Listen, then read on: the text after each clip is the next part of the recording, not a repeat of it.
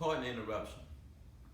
This message is brought to you in part by the sisters and brothers of After 9, who thought that the image of the starving artist whose soul was merely bargained for pennies simply just had to die. The bastard child of those that came before us who either hadn't tried hard enough or couldn't get out of the box that they've been trapped inside.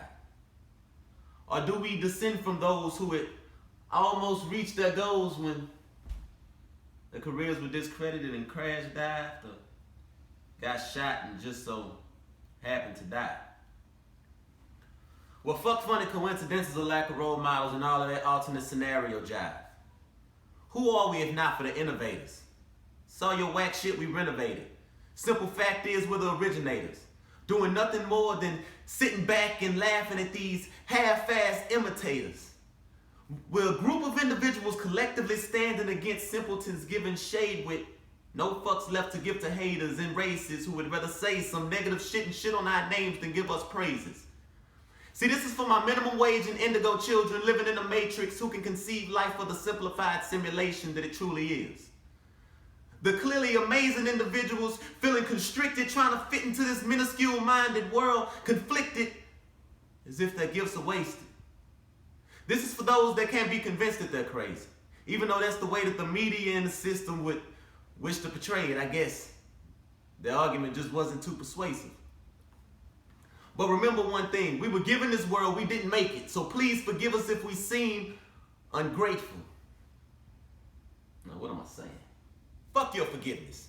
We've taken all that we can take, and it's as if lately we've awakened and we're no longer afraid of anything other than our time being wasted.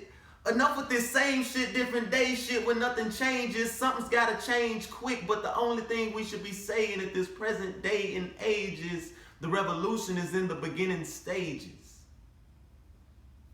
But here's the kicker. Your sword and shield are nothing more than intelligent thoughts and skills that you sought to put to use.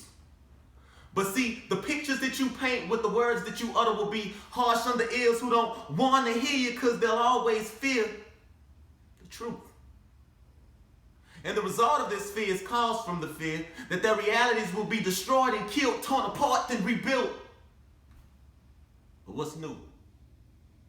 Yet you seem to wonder why the powers that be seem to have these crab in the bucket mentalities. Is because they don't understand the concept of true power. And it took us this long just to do it. Can we please pause for a moment of silence for all of my brothers whose lives were lost at the hands of a Klansman with a badge? Run that back. I said, can we please pause for a moment of silence for all of my brothers whose lives were lost at the hands of a Klansman with a badge? Now see, that's a problem in itself. But what you fixing to do against these high-class criminals and business suits who keep conditioning you to keep asking for scraps? You see, most of the world's problems, whether they be violence or otherwise, are all designed by this smaller percent of this already small 1% to keep you scared to react. But when it comes to this power that we're just now beginning to grasp and regain,